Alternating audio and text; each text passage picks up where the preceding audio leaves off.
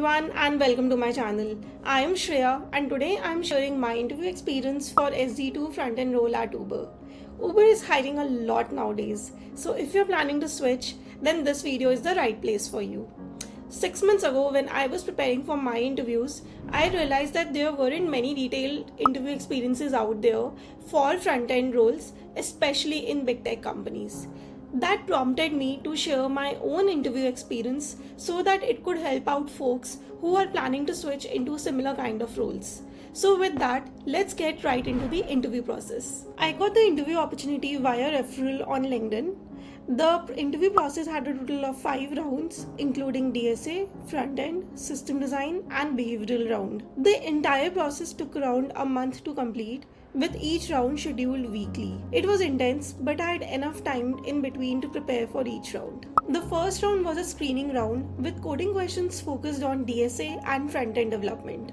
I was first asked a lead code medium problem, followed by a JavaScript-based question. The interviewer also tested my front-end fundamentals, and this was an elimination round, meaning that my performance here would determine whether I would be shortlisted for the next set of rounds or not. The second round was a DSA focused round only, where I was asked a lead code hard question based on dynamic programming. I was expected to write production ready code in 45 minutes, think out aloud, and dry run my solution using test cases. After solving the initial problem, there were 2 follow-up questions that required further optimization and handling new constraints. I had to consider my edge cases carefully and communicate my thought process throughout the interview process. Third round was about tech specialization round, or you can call it as a LLD round, which was all about testing JavaScript skills. They really deep dive into the front-end fundamentals here.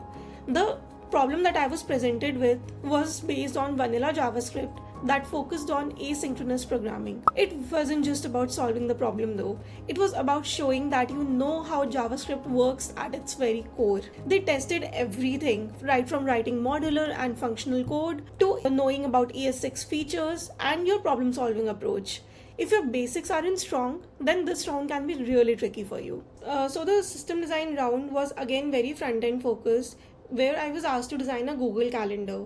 I was also expected to talk a bit about the backend architecture as well, although it was very brief and it was on a very high level, but primarily they were focusing more on front end. So in this particular interview, I used the radio framework to convert the requirements I have gathered from the interviewer into a clear actionable plan. I'll share the link for radio framework in the description so that you can learn more about it. So while I was preparing for this particular interview, I took a couple of mock interviews also so that I could feel more confident about this particular round, and I realized that it's not about presenting a perfect solution, but it's about justifying why you took certain decisions, why you chose a certain tech stack, why you chose a certain approach, why not some other tech stack. And the correct answer is never ever saying that you don't know a particular tech stack. You can't say that you are only going to choose React over Angular because you have worked only with React. No, that's not the correct answer.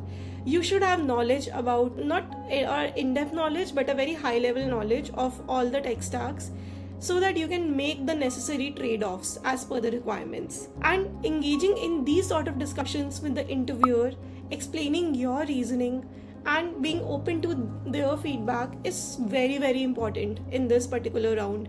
It's less about having a well-defined perfect solution, and it's more about showing that you can think critically and you can adapt. The final round was with the hiring manager that was focused on culture fit and alignment with Uber's values. They asked me situational questions about my past projects, the challenges I have faced, and I used the STAR technique to structure my answers. I also made sure that I'm well prepared for the commonly asked situational or behavioral questions and frame it in a way that incorporates Uber's core values as well. Obviously, those answers need to be authentic so that the interviewer is also convinced, because interviewers are very clever.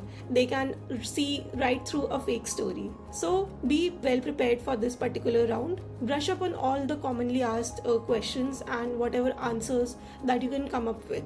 obviously based on genuine experiences. I also prepared for the potential follow-up questions that can be asked around my past projects, because it's very important that you are well versed with your projects, and you can answer any questions that can come around it. My general strategy was to first prepare previously asked questions. Since I'm already using JavaScript for my day-to-day work, so I was pretty hands-on with the language.